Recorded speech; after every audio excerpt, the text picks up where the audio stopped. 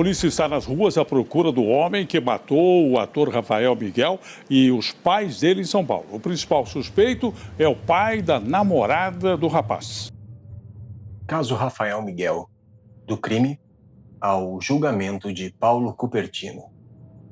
Um jovem ator promissor e seus pais foram mortos em um crime brutal que chocou o Brasil. E o suspeito fugiu por quase 3 anos, sempre um passo à frente da polícia. À época, Rafael Miguel tinha 22 anos e vivia um relacionamento com Isabelle Tiberani, filha de Paulo Cupertino. Segundo relatos, Cupertino não aprovava o namoro e demonstrava atitudes de controle e violência psicológica contra a filha. Essa tensão familiar crescia a cada dia, gerando conflitos intensos que, como apontaria a investigação, culminaram na tragédia. No dia 9 de junho de 2019, Rafael e seus pais decidiram visitar a casa da família de Isabela, localizada na Estrada do Alvarenga, no bairro Pedreira, zona sul de São Paulo.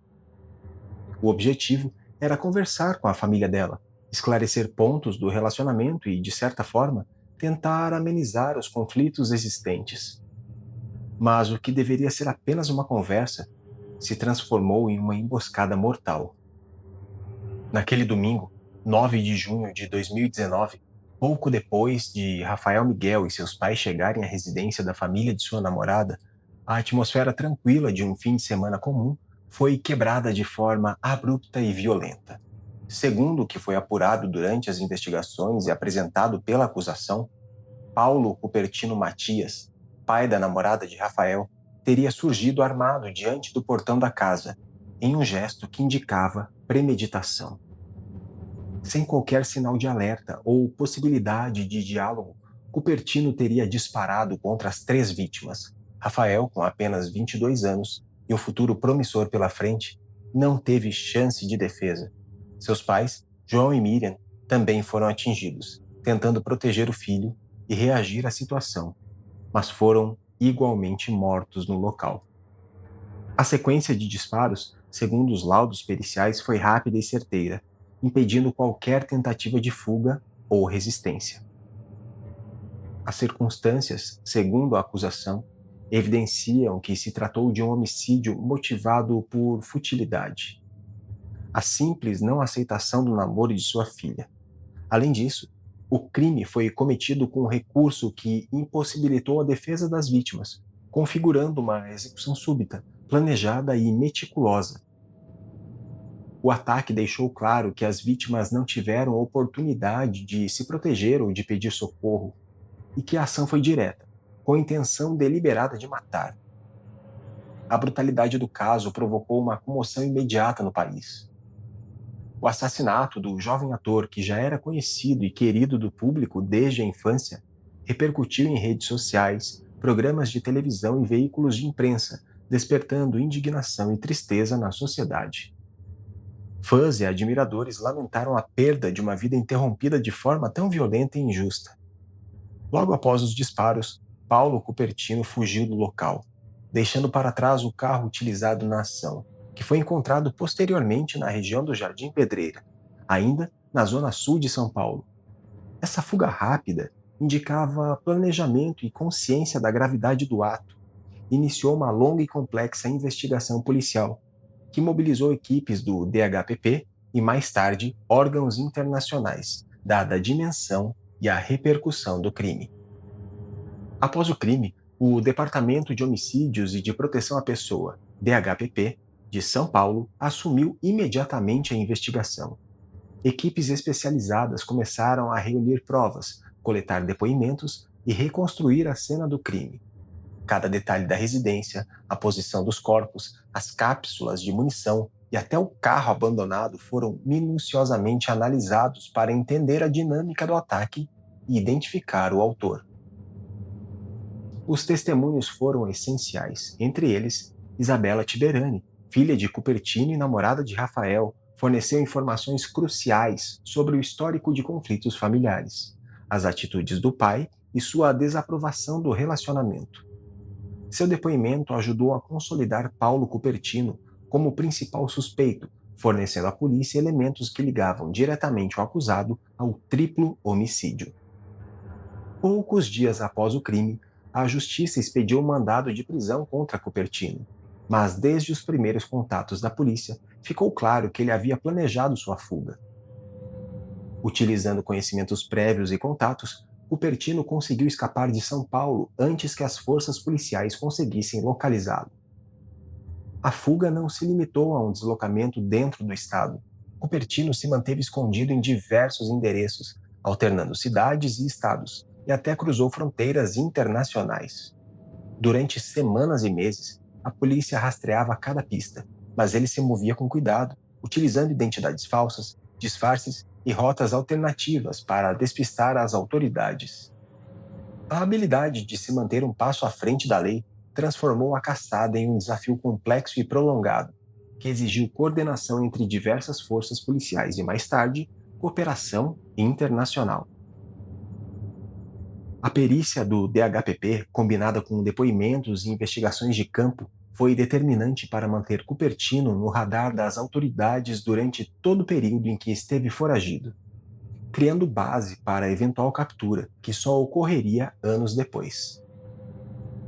Após os assassinatos de Rafael Miguel e de seus pais em junho de 2019, Paulo Cupertino iniciou uma fuga que se estenderia por quase 3 anos, demonstrando planejamento meticuloso e extrema cautela. Nas primeiras semanas, ele permaneceu em São Paulo, alternando entre bairros pouco conhecidos, evitando contato com pessoas próximas e utilizando documentos falsos.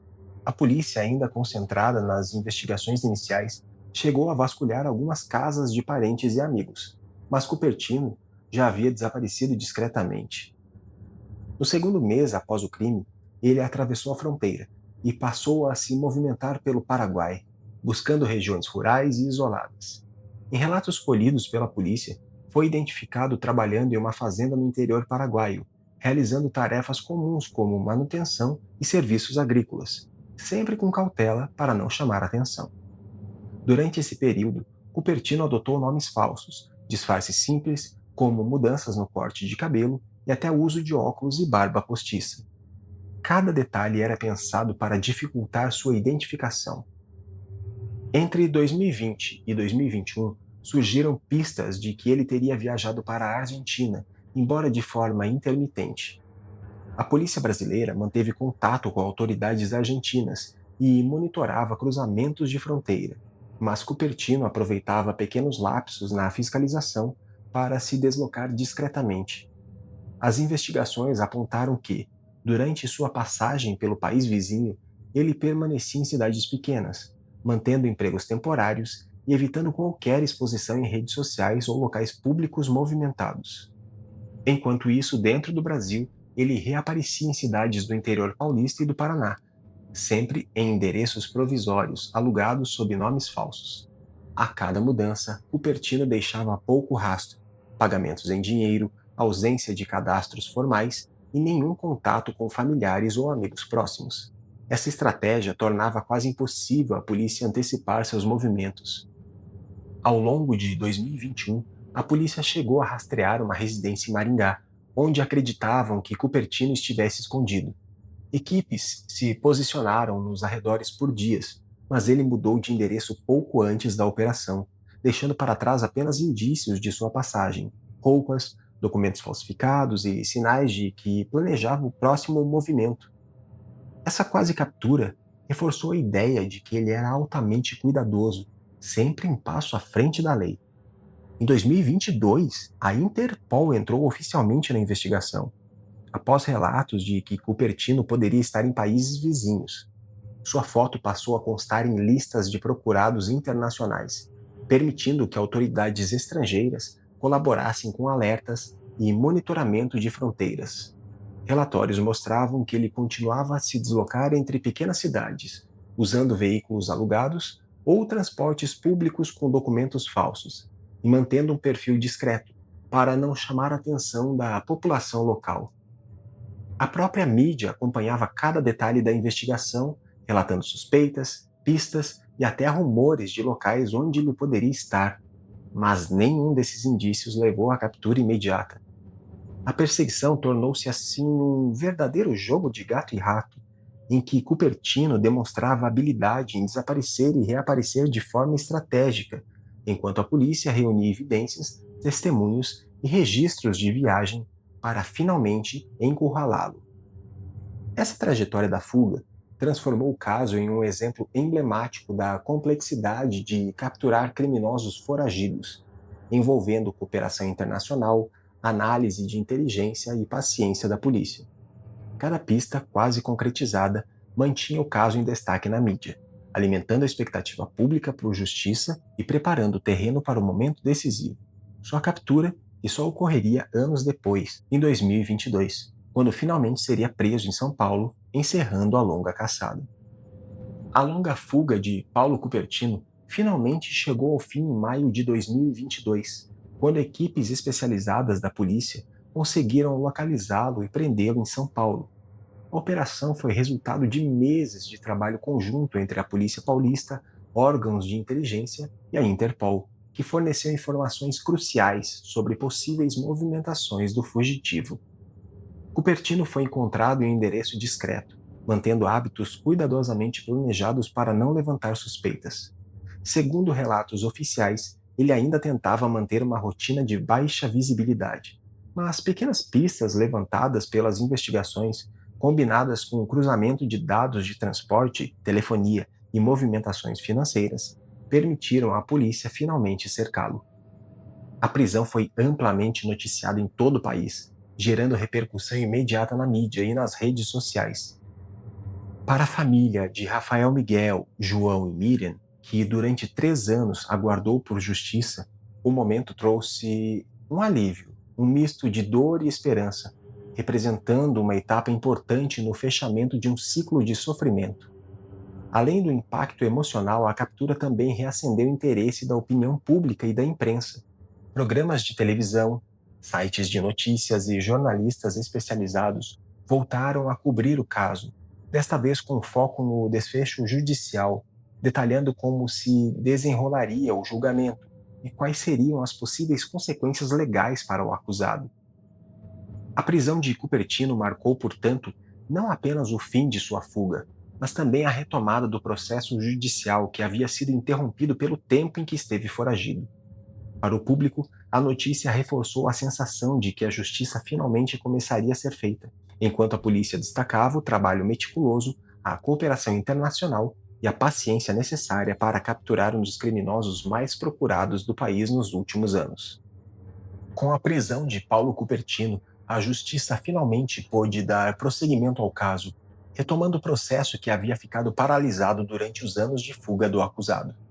Cupertino foi formalmente acusado de triplo homicídio duplamente qualificado, uma tipificação que considerava tanto o motivo fútil, a simples não aceitação do namoro da filha, quanto o recurso que impossibilitou a defesa das vítimas, evidenciando a premeditação e a brutalidade do crime.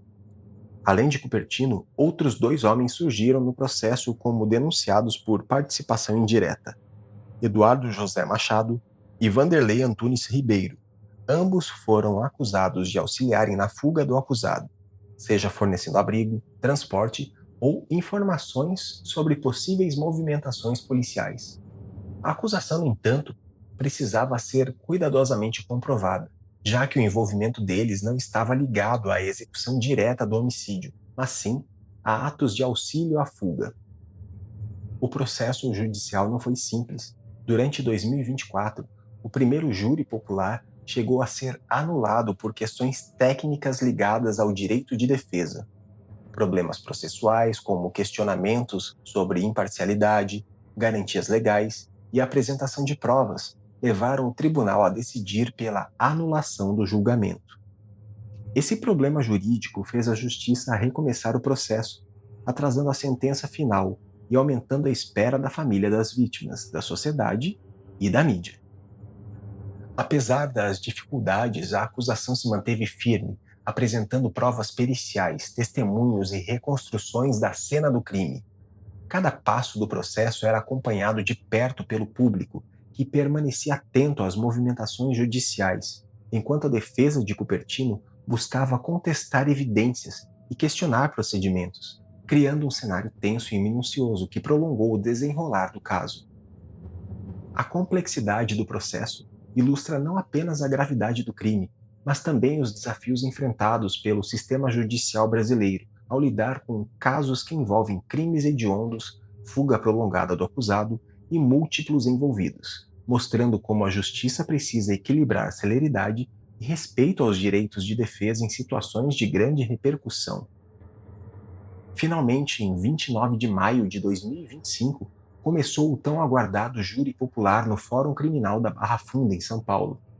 O Ministério Público apresentou a acusação de triplo homicídio duplamente qualificado, reforçando os pontos de que o crime teria sido motivado por futilidade cometido de forma a impossibilitar a defesa das vítimas.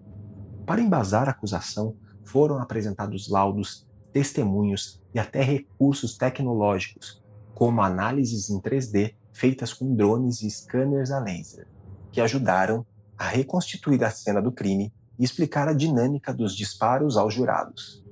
Ao longo do julgamento, Isabela Tiberani, filha de Cupertino e namorada de Rafael, prestou depoimento.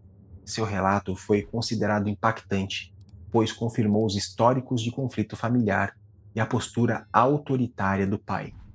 Já a defesa de Paulo Cupertino manteve a linha de negar a autoria do crime. Em seu interrogatório, ele alegou inocência, chegando a dizer que estava sendo vítima de uma espécie de linchamento midiático. Após 2 dias de julgamento, em 30 de maio de 2025, o júri popular deu seu veredito. Paulo Cupertino foi considerado culpado e condenado a 98 anos de prisão em regime fechado pelos assassinatos de Rafael Miguel e de seus pais. Os jurados reconheceram as duas qualificadoras, motivo fútil e recurso que impossibilitou a defesa das vítimas, o que elevou a pena aplicada. Enquanto isso, os 2 acusados de auxiliarem na fuga foram absolvidos, uma vez que os jurados não viram provas suficientes para condená-los. O assassinato de Rafael Miguel e de seus pais deixou marcas profundas, não apenas na família e nos amigos, mas também em fãs e no público que acompanhava a carreira do jovem ator. Rafael tinha apenas 22 anos, mas já era conhecido do grande público desde a infância. Sua morte precoce simbolizou para muitos um talento interrompido pela violência.